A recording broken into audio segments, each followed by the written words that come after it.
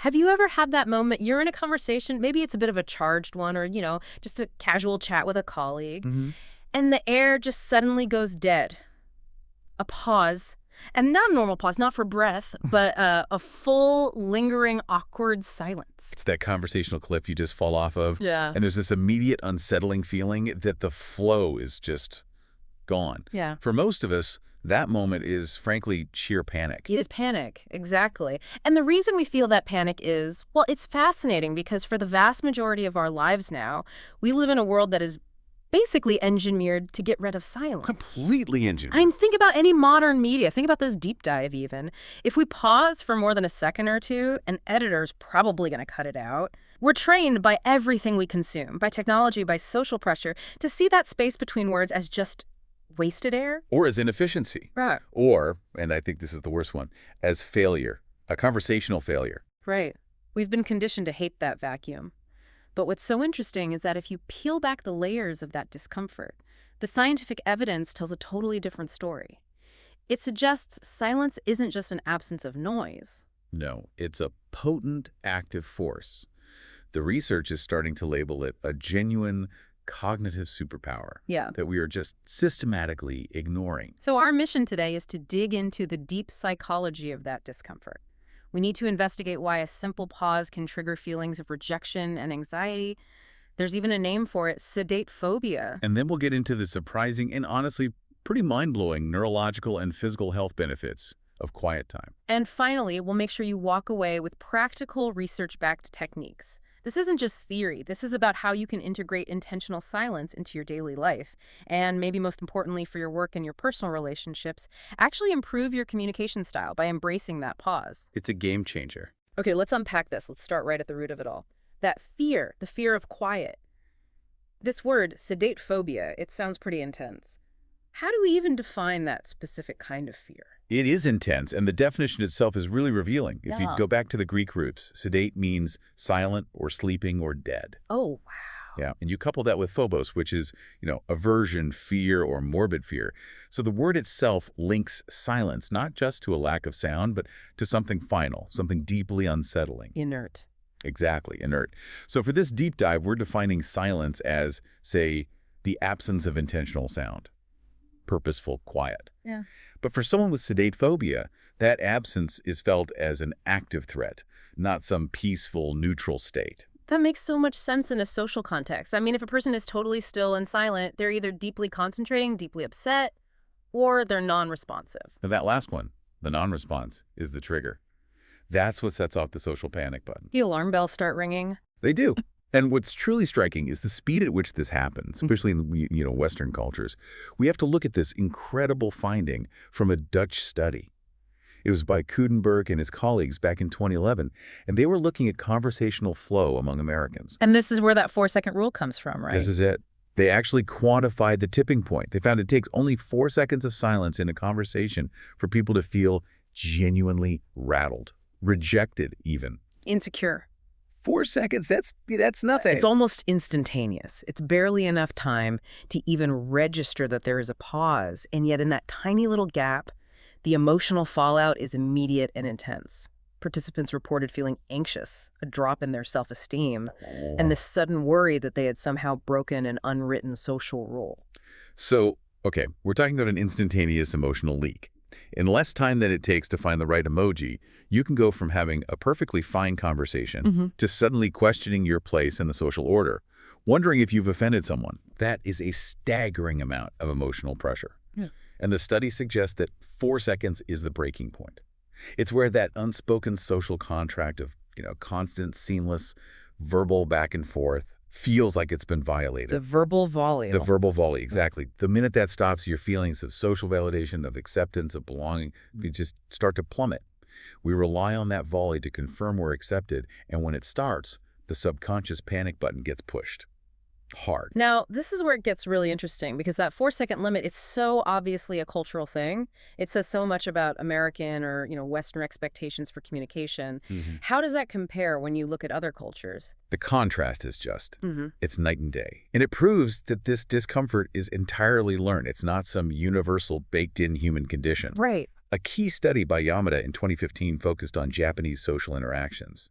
And they found that Japanese participants were perfectly comfortable, in fact, they often preferred, to sit in silence with others for almost double the American threshold. Double. So what are we talking? Up to 8.2 seconds. 8 seconds. In a Western conversation, that's an eternity. If I just waited 8 seconds to respond to you right now, you'd think my connection dropped, or I was, I don't know, deeply judging your last statement. You absolutely would. Yeah. The meaning of that silence completely flips depending on the cultural lens you're using.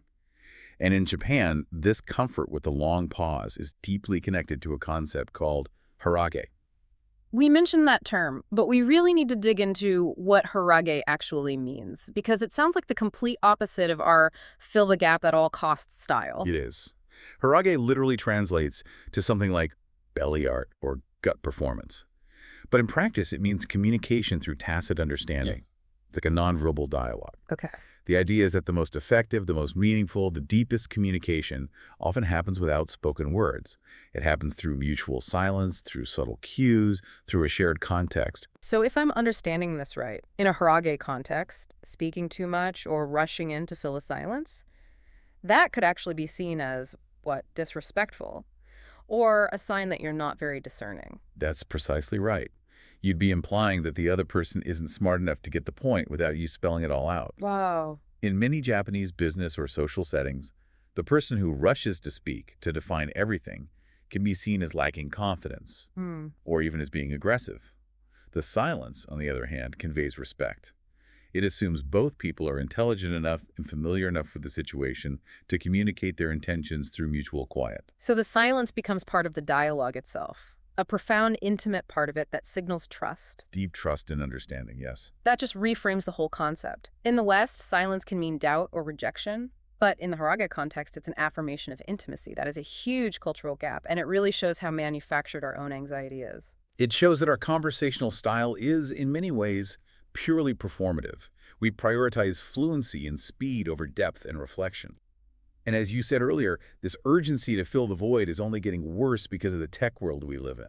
Yeah, let's talk about that digital contributor. I mean, in our world, in content creation and podcasting, the goal is always high-density information delivery. Absolutely. Think about how modern content is edited.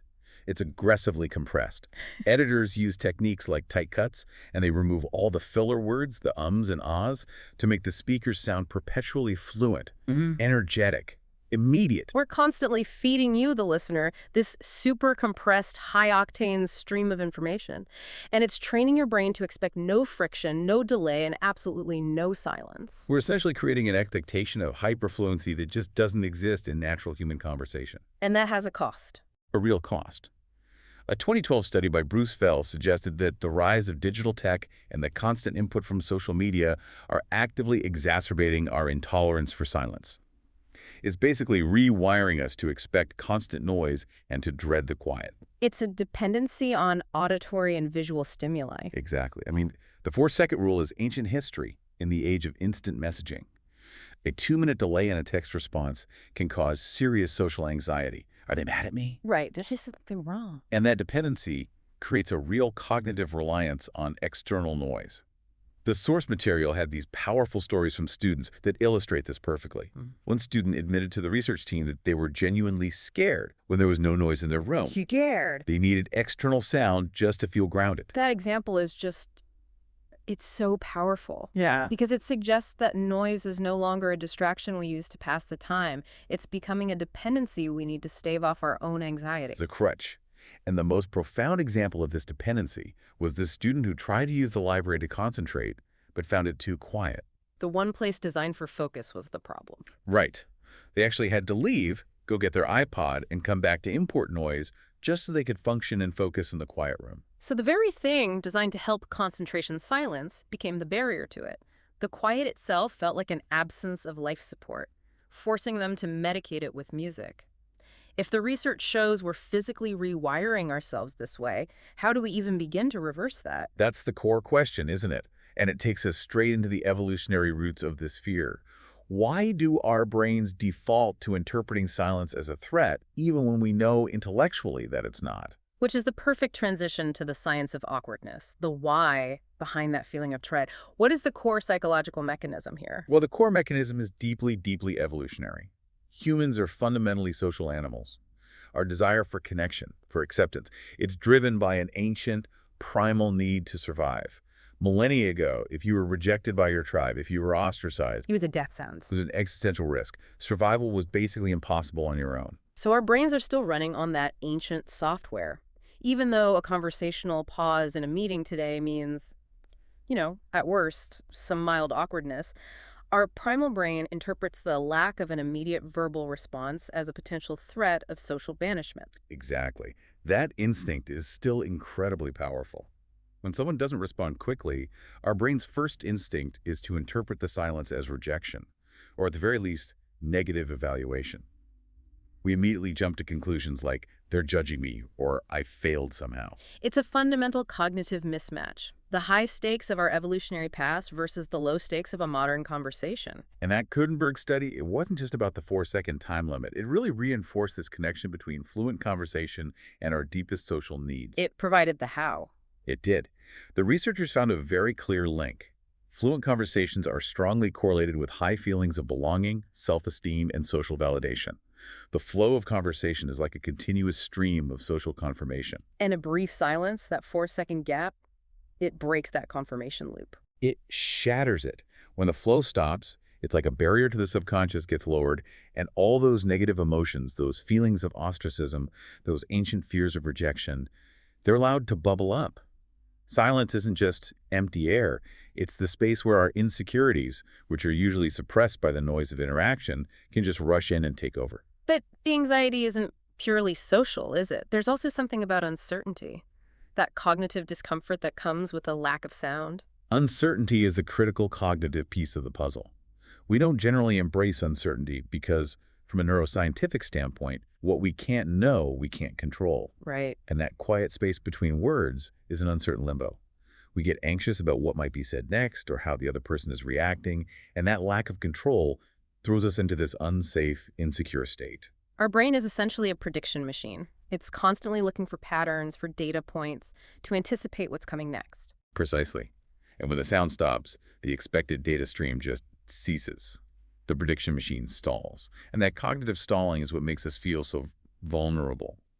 We perceive that silence not as peaceful or neutral, but as a dangerous void that needs immediate intellectual surveillance and, of course, immediate filling. And this anxiety, it doesn't even need another person in the room, which brings us to what might be the hardest part of sedate phobia, the fear of silence when we're completely alone. That is the threat of our own internal truths. When you're alone in silence, you cannot escape your automatic default thoughts. All the noise in our lives, the traffic, the background music, the endless scroll on our phones, it's often a deliberate, highly effective distraction we use to drown out our own internal monologue. So what happens when that distraction is forcibly taken away? When there's no external input at all? Rumination.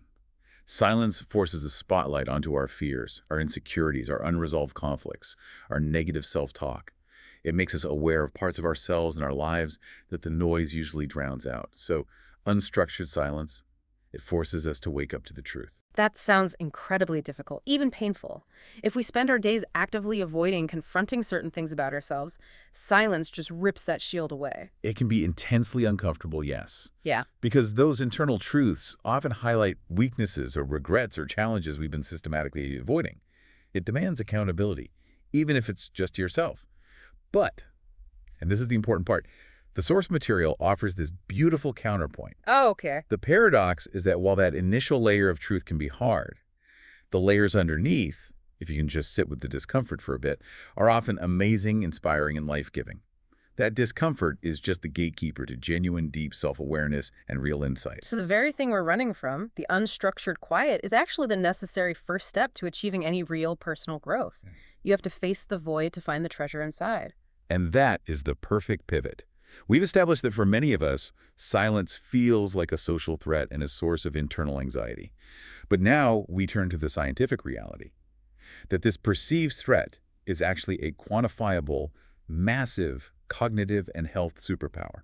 Let's call this the superpower section. If we're framing silence as a cognitive superpower, what's the first, most tangible benefit for you, the learner, listening right now, the person who just wants to focus better?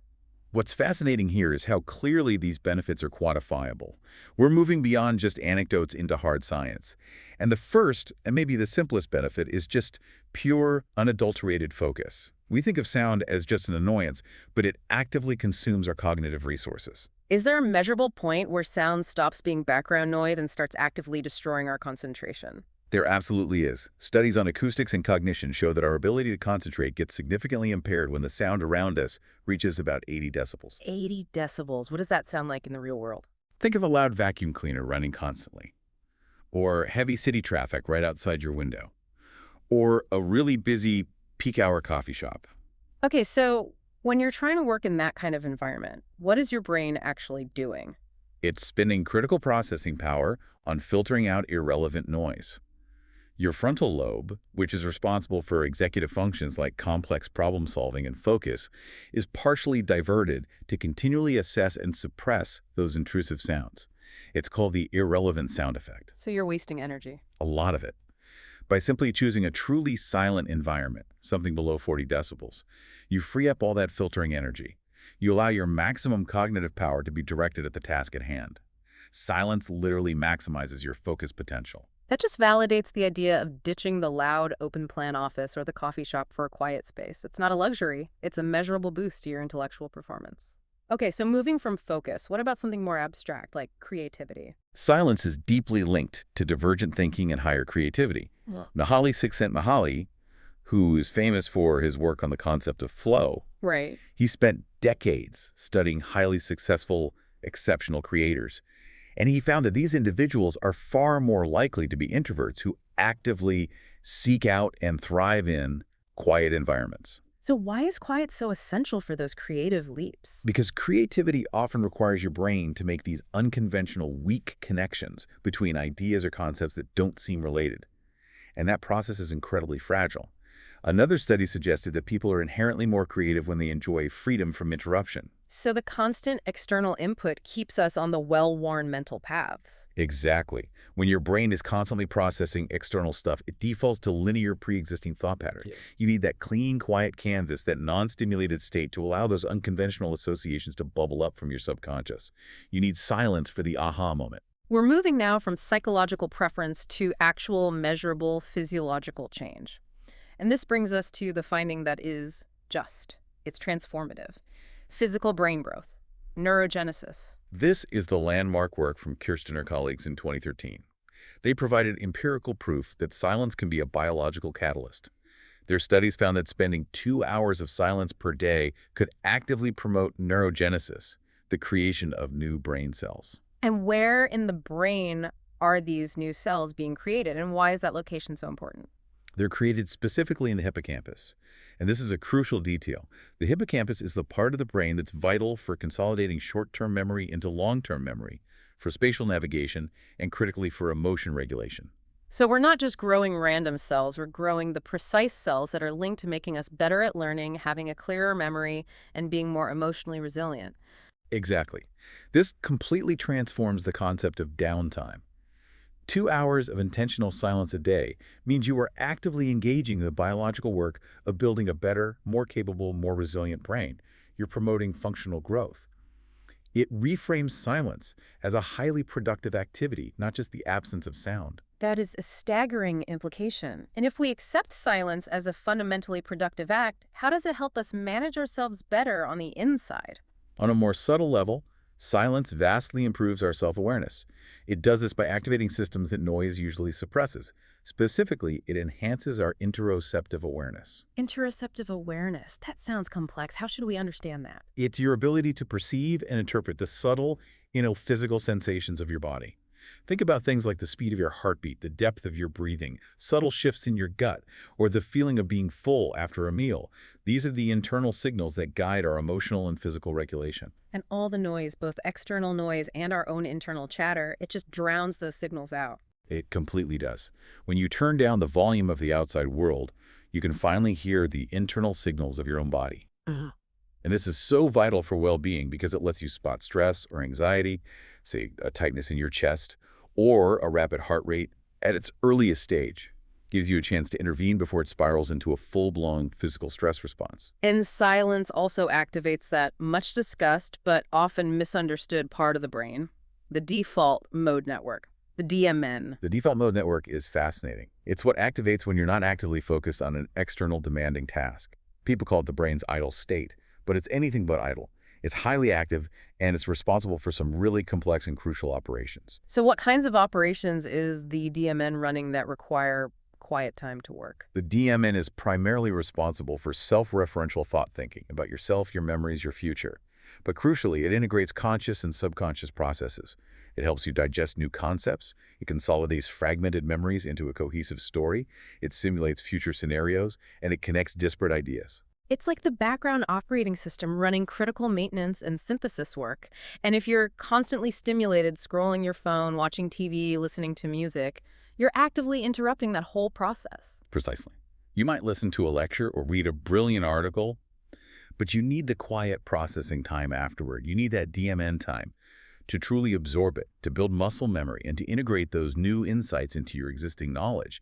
Silence is the difference between just encountering information and fully owning it. And let's not forget the purely physical, de-stressing benefits. This isn't just about long-term neurogenesis. This is about immediate relief. The physical benefits are profound and immediate. Research from Bernardi and his colleagues showed that even a very short period of quiet, just 2 minutes of silence, can relieve body tension, significantly improve your mood, and relax the mind more effectively than calming music. More effectively than calming music. Why would that be? Because your brain still has to process the music. Even if the music is relaxing, it's still sound input. It still requires cognitive interpretation. Silence, on the other hand, by eliminating all required external processing, allows your body's essential regulatory systems to engage in a full reset. So what's happening physically? It lowers activity in your amygdala, which reduces the fight or flight response. That in turn leads to lower blood pressure, a decreased heart rate, and a reduction in stress hormones like cortisol. So if you feel stressed or overwhelmed in the moment, 2 minutes of absolute intentional quiet is a fast, research-backed way to hit the physiological reset button. And the cumulative long-term health effects are substantial. That consistent reduction in stress hormones has a direct positive impact on cardiovascular health. It can lower chronic high blood pressure, potentially prevent plaque formation in your arteries, boost your immune system, and promote hormone regulation. Essentially, chronic noise is chronic stress, and silence is the vital antidote. That is powerful. We established that embracing silence is a biological imperative. It's a necessity for a healthy, focused, and creative brain. So now I have to move to the messy part. Application. How do we use this superpower in real life, especially in our conversations and our relationships? Here's where it gets really interesting. We need to translate this science of neurogenesis and DMN activation into practical daily communication hacks. We're trying to apply the science to optimize how we interact with people. And the big challenge in applying silence to communication is overcoming all that social programming that tells us silence is dangerous. As we mentioned, silence is often feared because it can be used as a weapon. Right. So we have to make a crucial research-based distinction here. The silence that provides space is drastically different from the silent treatment. That distinction is everything. How does the research define that difference? Research from Schrod in 2014 showed very clearly that the silent treatment, the refusal to verbally communicate, often used as a punishment or a power play, is highly destructive to relationships. That's passive-aggressive behavior. It's using silence as leverage or avoidance. It just creates confusion and anxiety. So the destructive part isn't the quiet air itself. It's the intent of withdrawal and control behind it. Precisely. But intentional, positive silence between people used as a conscious communication tool provides that crucial space for receptivity, for genuine listening, for hearing, discernment, and intimacy. It signals that you are fully present, that you're absorbing their message, not just waiting to formulate your own counter-argument. That positive silence builds trust. So for you, the learner who wants to gain this knowledge and improve your interaction skills, what's the very first actionable step for unlearning decades of sedate phobia? The first step has to be an internal mindset check. You need to assess your current instinctive relationship with silence. When quiet happens in a conversation, what insecurities immediately pop up for you? Is it the fear of being judged? This feeling that you have to perform or entertain? Is it the anxiety that you need to sound smart instantly? And if you can identify those patterns, the root cause of the anxiety, You can interrupt the panic before it just results in a string of filler words. Exactly. You can't fix the habit until you know the insecurity that's driving it. And once you understand that driver, you can consciously remind yourself that silence has a purpose. Chatter won't save a conversation, it often makes it worse, but silence can make it far more interesting and create real intimacy. When you give the other person space to think, that is an act of profound respect. This brings us to that transformative technique we talked about, the 2-3-second rule. This is a total game changer for conversational quality. It is arguably the most powerful communication shift you can make. And it's all about resisting that 4-second anxiety window we discussed earlier. The practice is simple. Just wait 2 to 3 seconds after someone stops talking before you respond. Why is that tiny delay so effective? I mean, most people in a Western conversation, they start planning their response the second the other person takes a breath. By waiting just 2 or 3 seconds, you accomplish 2 critical things. First, you show the other person, non-verbally, that you are truly listening and processing what they said, down to the nuances of their tone, not just waiting for your turn to speak. It gives your own brain time to process the emotional texture of their message, which leads to a more empathetic response instead of a reactive one. It sends the signal, I value what you just said enough to let it settle. And second, that brief intentional silence often encourages the speaker to continue, to offer a deeper insight or a more nuanced thought that they might have held back if they felt rushed or interrupted. That small pause completely changes the dynamic from a competitive rapid-fire exchange to a collaborative, reflective one.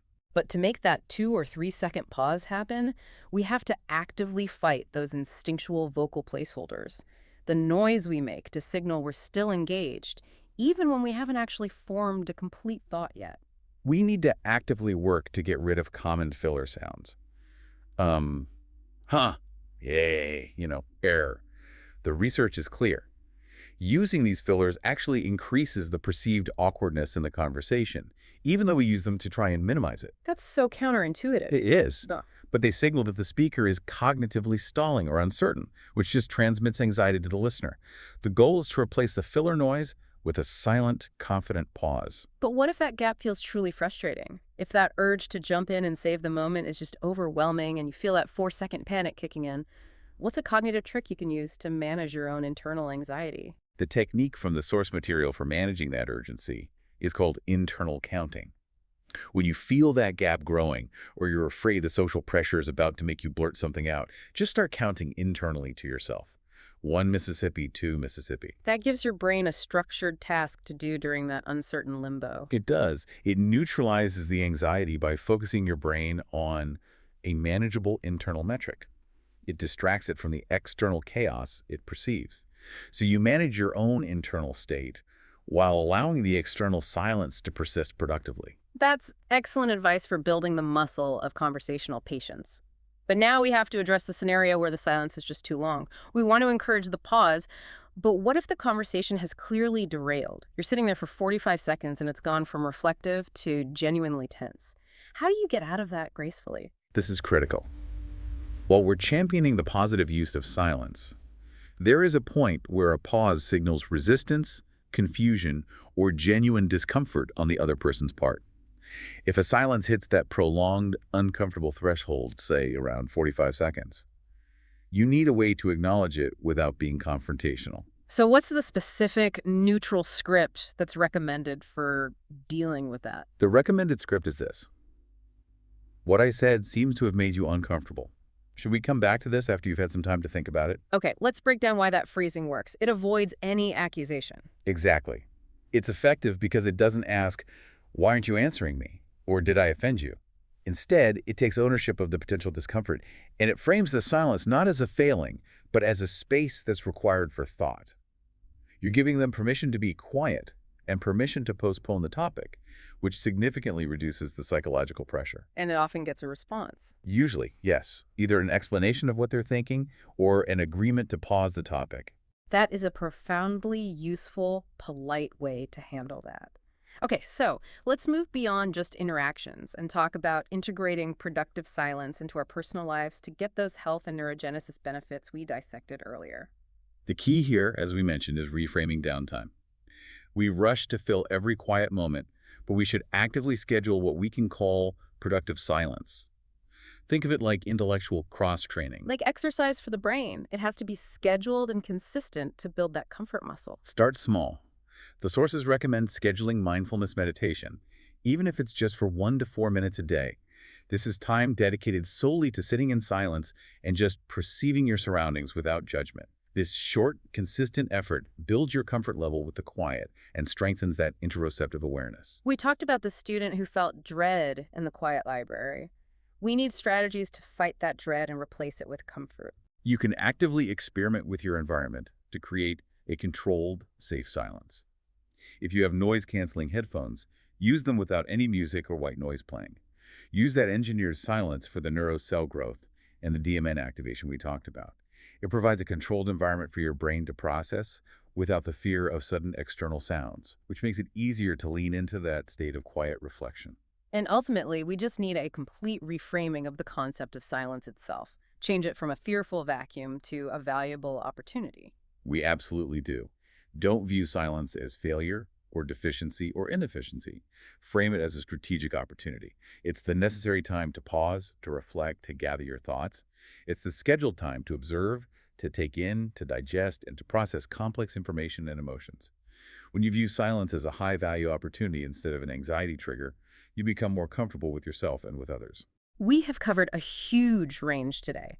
We've moved from that tiny 4-second window of social panic all the way to the massive, measurable neurological impact of dedicated quiet time, including literally creating new brain cells.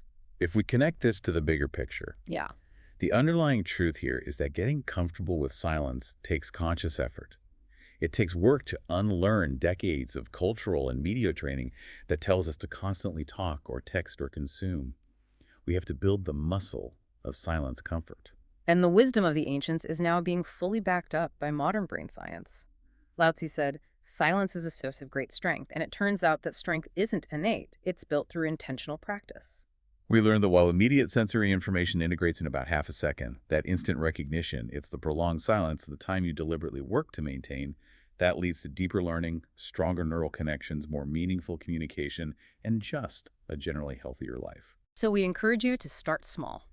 In your very next conversation, actively try to measure that 2 to 3 second intentional pause after the other person finishes speaking. See if you can resist the urge to fill that space with a nervous or a premature yeah, and just observe how that intentional quiet changes the quality and the depth of the interaction. Embrace the pause. Yeah. It might just be the most productive and transformative thing you do all week. Until next time, take care.